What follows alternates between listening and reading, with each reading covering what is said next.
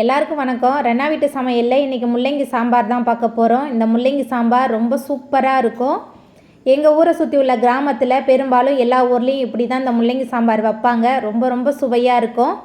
முள்ளங்கி சாப்பிடாதவங்க கூட இந்த முறையில் நம்ம சமைச்சு கொடுத்தா ரொம்ப விரும்பி சாப்பிடுவாங்க.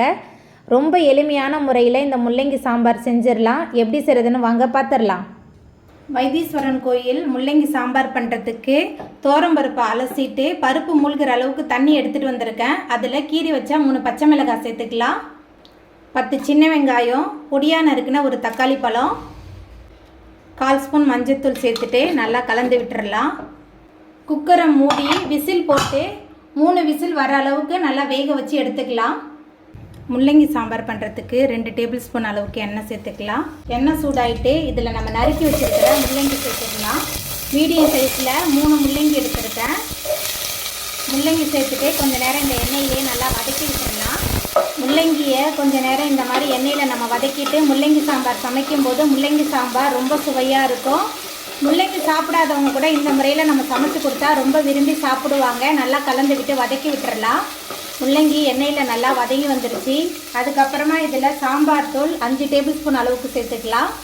1/4 ஸ்பூன் மஞ்சள்தூள், சாம்பாருக்கு தேவையான அளவுக்கு கல்லுப்பு, சாம்பார் தூள், மஞ்சள்தூள், முள்ளங்கி எல்லாத்தையும் சேர்த்துட்டு நல்லா கலந்து விட்டு வதக்கிடலாம். முள்ளங்கி நல்லா வதங்கி வந்ததுக்கப்புறமா இதில் முள்ளங்கி வேகிறதுக்கு தேவையான அளவுக்கு தண்ணி சேர்த்துடலாம். தண்ணி சேர்த்துட்டு நல்லா கலந்து விட்டுறலாம். தண்ணி சேர்த்துட்டு நல்லா கலந்ததுக்கப்புறமா ஒரு மூடி போட்டு வச்சிடலாம். முள்ளங்கி நல்லா வெந்து வரட்டும். முள்ளங்கிலாம் நல்லா வெந்து வந்துருச்சு. அதுக்கப்புறமா இதில் கொஞ்சமாக புளி தண்ணி சேர்த்துக்கலாம்.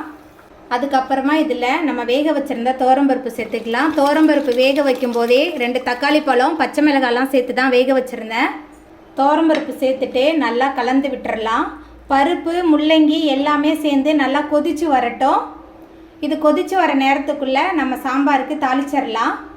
சாம்பார் தாளிக்கிறதுக்கு அடுப்பில் கடாய் வச்சுருக்கேன். இப்போ 1/2 ஸ்பூன் அளவுக்கு எண்ணெய் சேர்த்துக்கலாம். எண்ணெய் சூடாகி வரட்டும்.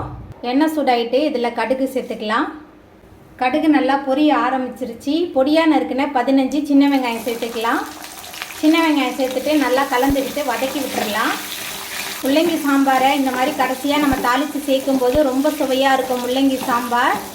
வெங்காயம் நல்லா வதங்கி வந்துடுச்சு. அதுக்கப்புறமா இதில் கருவேப்பிலை சேர்த்துட்டு அடுப்பை ஆஃப் பண்ணிடலாம். வதக்கி வச்சுருந்ததை நம்ம சாம்பாரில் சேர்த்துடலாம். முள்ளங்கி சாம்பார் நல்லா கொதித்து வந்துடுச்சு. அதுக்கப்புறமா இதில் நம்ம தாளித்ததை சேர்த்துடலாம். கடைசியாக தாளிப்பு சேர்க்கும்போது இந்த முள்ளங்கி தண்ணி சாம்பார் ரொம்ப ரொம்ப சூப்பராக இருக்கும்.